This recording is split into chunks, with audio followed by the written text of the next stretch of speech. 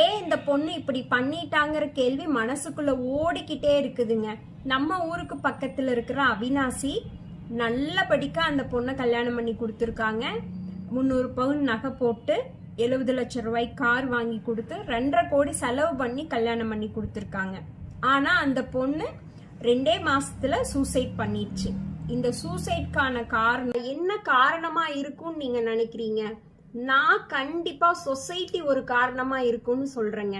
பொண்ணு சூசைட் பண்ணிட்டாங்க. Suppose suicide பண்ணாம அவங்க அப்பா வீட்டுக்கு திரும்பி வந்திருந்தாங்க அப்படின்னா அந்த பையனோட ஃபேமிலி பத்தி எதுவுமே வெளியே தெரிஞ்சிருக்காது.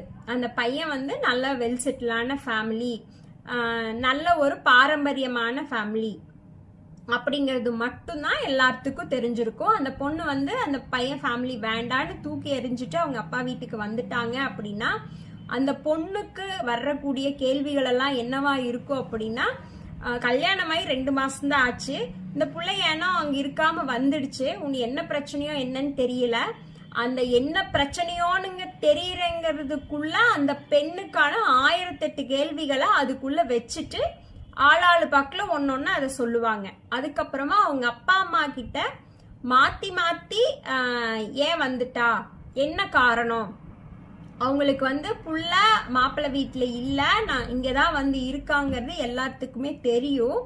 ஆனாலும் ஏதாவது அவங்க இடத்துக்கு போகும்போது வரும்போது எல்லா இடத்துலயுமே அவங்கள அந்த இவேதான் திருப்பி திருப்பி கேட்பாங்க. என்ன பிரச்சனை என்ன ஏதுங்கிறதையவே திருப்பி திருப்பி பேசுவாங்க. இது சொசைட்டி ஒருத்தங்களை போட்டு கேள்வி மேல கேள்வி கேட்டு கேட்டு சொசைட்டிக்காக பயந்து வாழ்ற வாழ்க்கை தான் நம்ம கொங்கு மண்டலத்துக்குள்ள இருக்குதுங்க.